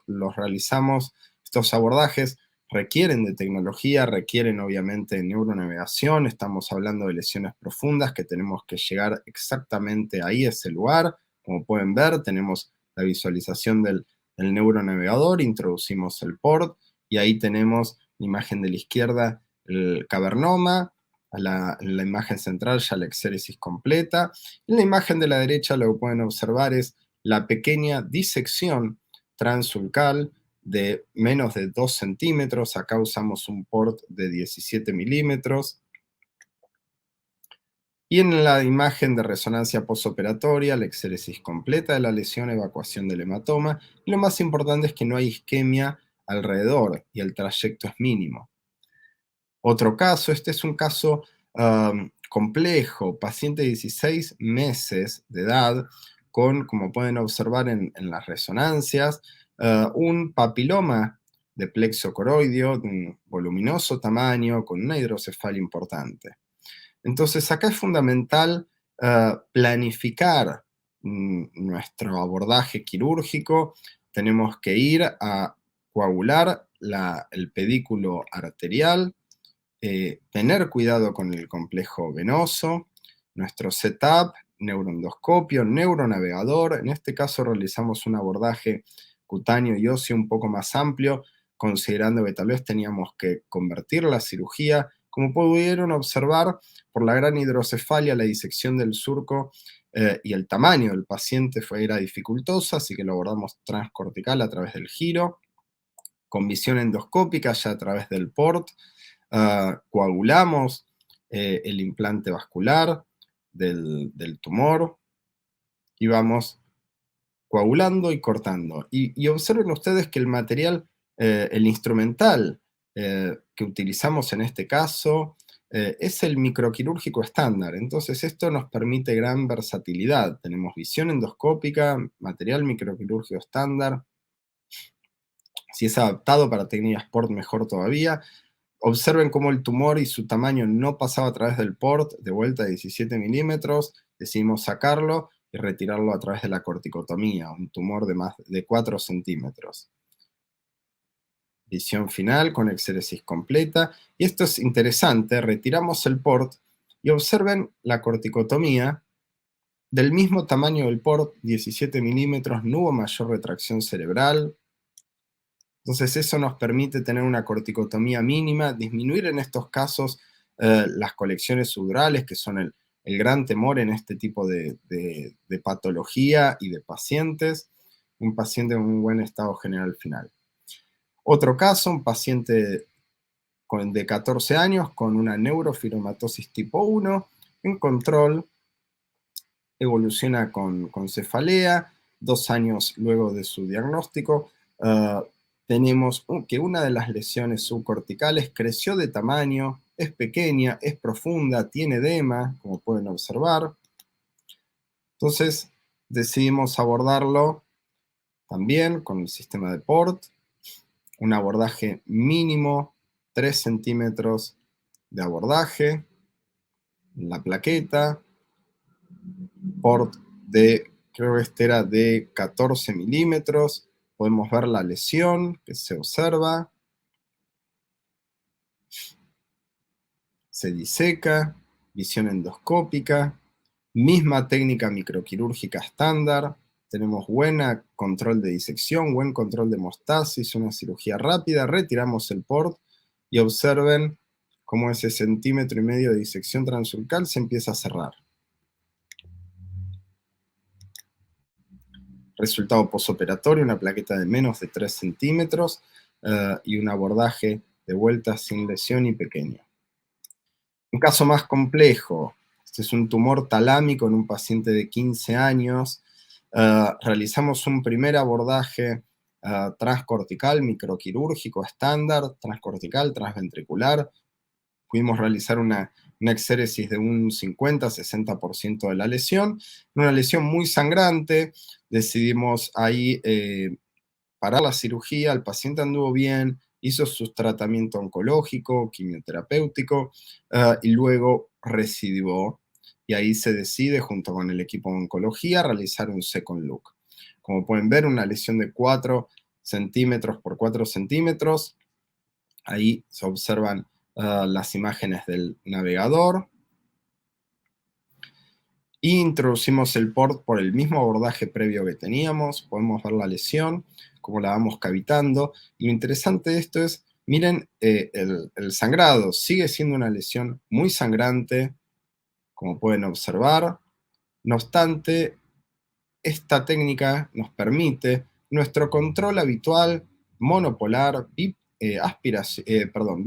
aspiración y realizar la hemostasia satisfactoria. Y luego de la exéresis, controlar con el endoscopio, tener mejor visión, angulación e iluminación, realizar una septostomía, realizar exéresis de lesiones que no teníamos acceso con el microscopio. Y como pueden observar, a través de 2 centímetros de corticotomía, sin ampliación de esa corticotomía durante la cirugía.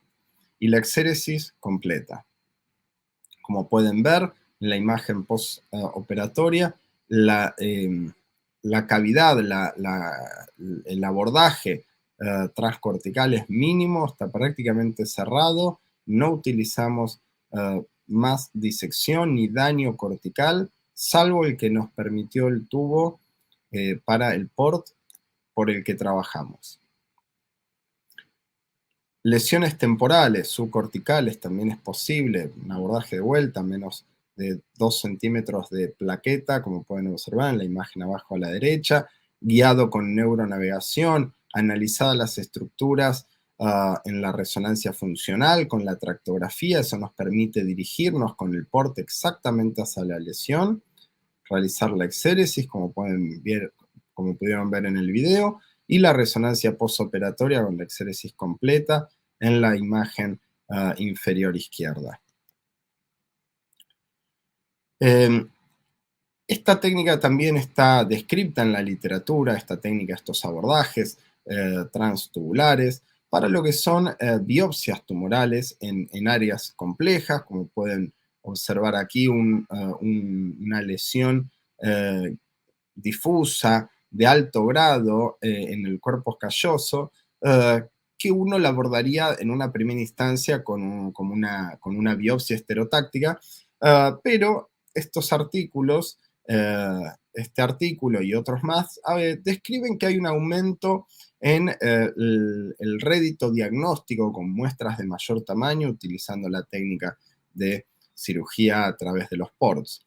Eso fue lo que hicimos en este caso y ustedes pueden observar, esto es a través de un port de 12 milímetros. No es mucho más grande que una aguja de estereotaxia de Sedan. Tenemos visión, tenemos control de la hemostasia y tenemos también muestras más grandes y de mayor tamaño y mayor cantidad por ser una técnica más segura que la biopsia estereotáctica. De vuelta, esto es para casos seleccionados. Tenemos una casuística amplia en estos últimos años con tumores intraventriculares y tumores cerebrales profundos, de plexos coroideos, papiloma de plexo coroideo, hiperplasia, metástasis, sega, quistes, cavernoma, gliomas, un caso de una MAB paraventricular y gliomas en tumores infratentoriales. ¿Cuáles son las limitaciones principales de este abordaje transportal? Bueno, tenemos que saber que vamos a trabajar en un corredor pequeño. Si contamos con el instrumental específico para el mismo, vamos a trabajar más cómodo. Y esto es fundamental porque al no estar acostumbrados a este tipo de corredores y de la limitación en el movimiento que tenemos, es fundamental realizar entrenamientos en cursos con simuladores. La curva de aprendizaje no es larga, pero es necesario realizarla y siempre en cursos de entrenamiento. Dependemos de la tecnología, esa es una limitante. No podemos abordar una lesión profunda si no tenemos algún tipo de guía, de tecnología que nos guíe, como ser un neuronavegador, un ecógrafo intraoperatorio. Nos vamos a aliar con el microscopio y fusionarlo con el neuroendoscopio o el exoscopio para poder utilizar toda la tecnología que tengamos y la mejor visualización y de las estructuras profundas para poder realizar la exéresis tumoral. Y el análisis preoperatorio es fundamental. Las resonancias con técnicas funcionales y de tractografía nos van a permitir orientarnos a cuál va a ser nuestro mejor approach, nuestra mejor dirección para luego con esa técnica causar el menor daño posible, que ese es nuestro objetivo fundamental. En patología intraventricular, la hidrocefalia podría llegar a ser una limitante relativa. Tenemos pacientes que los abordamos con ventrículos pequeños, de vuelta, siempre guiado con neuronavegación para poder localizar el ventrículo y siempre trabajamos con el neuronavegador, incluso una vez que hayamos llegado a la lesión. El neuronavegador tenemos que utilizarlo en todo momento, no solamente para abordar la lesión, sino también para ir guiándonos en parte en la exéresis a pesar del SHIF, entendiéndolo, y si hay alguna complicación de un sangrado, podemos siempre tener visualización de cuáles son las estructuras que tenemos adyacentes. Como conclusión, este abordaje transtubular, microendoquirúrgico, transportal, tiene como objetivo maximizar los beneficios y minimizar las dificultades y complicaciones en las técnicas contemporáneas. Tiene resultados favorables y es una técnica segura, pero como mencioné, requiere de alta tecnología y experiencia en este tipo de técnicas.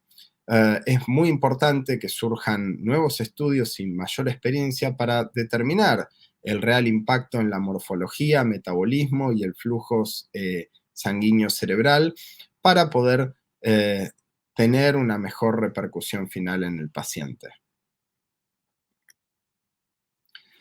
quiero invitar a todos los participantes a nuestro curso de entrenamiento en neuroendoscopía. Este año tenemos como objetivo realizar a fin de año un primer curso de entrenamiento hands-on en cirugía cerebral transportal.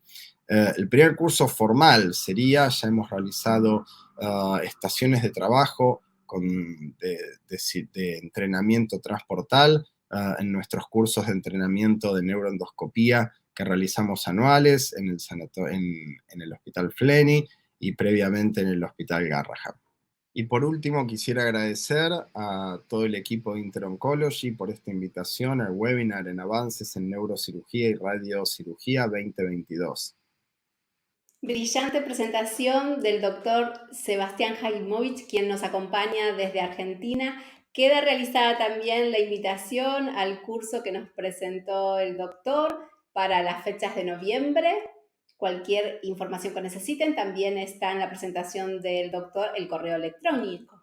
Entonces, doctor, ahora lo voy a invitar, vamos a hacerle unas breves preguntas antes de finalizar la intervención suya. Muchas gracias, Natalia, nuevamente por la invitación a estos webinars de Inter-Oncology. Es un placer trabajar con ustedes. Vamos entonces con la primera pregunta y tiene que ver, doctor, con cuál es el impacto costo-efectividad del uso de los abordajes cerebrales mínimamente invasivos con PORT. Bien, gracias por la pregunta. Es fundamental esta pregunta porque tenemos que tener en cuenta, yo mencioné que necesitamos tecnología para realizar estos abordajes. La mínima invasividad requiere cada vez más tecnología, neuronavegación, ecografía intraoperatoria en casos, tomografía o resonancias intraoperatorias y equipamiento instrumental específico, distintos tamaños y sistemas de port, y todo esto obviamente encarece todo lo que es el acto neuroquirúrgico en una globalidad afectada económicamente. Pero tenemos que tener en cuenta que si realizamos una cirugía con una incisión pequeña, una plaqueta craneal de 2 centímetros, un abordaje cortical pequeño de entre 1 centímetro y 2 centímetros, de acuerdo del tamaño de la lesión y el diámetro del port que usemos, nuestro paciente se va a recuperar mejor, con menos necesidad de analgésicos, menos necesidad de tiempo de cama en terapia, menos tiempo de internación total. Entonces, todos los distintos indicadores se ven beneficiados. Indicadores también de recuperación para poder volver a sus trabajos y volver a su vida productiva adulta o pediátrica en los distintos casos. Entonces, costo-efectividad, si bien no hay estudios serios, al menos en la literatura actualmente, que nos puedan analizar esta situación, es simplemente analizarlo. Si podemos realizar una cirugía tumoral compleja y optimizamos el tiempo de internación y el tiempo en el que el paciente es rehabilitado por menos secuelas y vuelve a su actividad laboral, ya tenemos una ganancia. Muchas gracias, doctor Hajimovic. Y la siguiente pregunta tiene que ver con si hablamos de resultados planificados, ¿estos son logrados gracias a la implementación de nuevas tecnologías o de nuevo armamento, como mencionó en su charla? Sí, necesitamos, los abordajes mínimamente invasivos van acompañados de la tecnología y de la planificación prequirúrgica. Es fundamental, como mencioné, haciendo hincapié en distintas oportunidades, necesitamos contar con resonancias funcionales, tractografía, poder realizar fusión de imágenes, implementarlas en nuestro navegador e introducir nuestro port, o sea, realizar nuestro abordaje, nuestra disección cortical para llegar a la lesión profunda por las áreas más silentes. Hablamos que el cerebro no tiene áreas silentes, pero tenemos que abordarlo por las áreas más silentes. De vuelta a esto, se va a traducir en menos complicaciones y principalmente en menos secuelas para nuestros pacientes. Y eso es lo que tenemos que buscar nosotros, el resultado final. Brillante, doctor. Muchísimas gracias. Yo quiero agradecerle en todo el nombre del equipo de InterOncology su compromiso con la educación médica continua, la selección de los speakers y de las charlas, elevar el nivel académico y científico de esta serie de webinars que hemos propuesto durante todo el año 2022. Este valioso contenido, doctor Hajimovic, que llega a múltiples profesionales de más de 20 países. El equipo de InterOncology también agradece a los ponentes de hoy y para finalizar esta serie del año 2022 le voy a ceder la palabra, doctor, si gusta enviar un mensaje a los colegas que nos acompañan virtualmente para cerrar. Gracias. Bueno, Natalia, nuevamente, sí, muchísimas gracias por la invitación. Ha sido un placer estar trabajando con ustedes en este proyecto. Y felicitarlos por la alta calidad y motivación en mantener la educación médica continua, que es fundamental. Hoy en día las redes nos permiten esto y llegar a todas partes del mundo con una relativa comodidad y accesibilidad.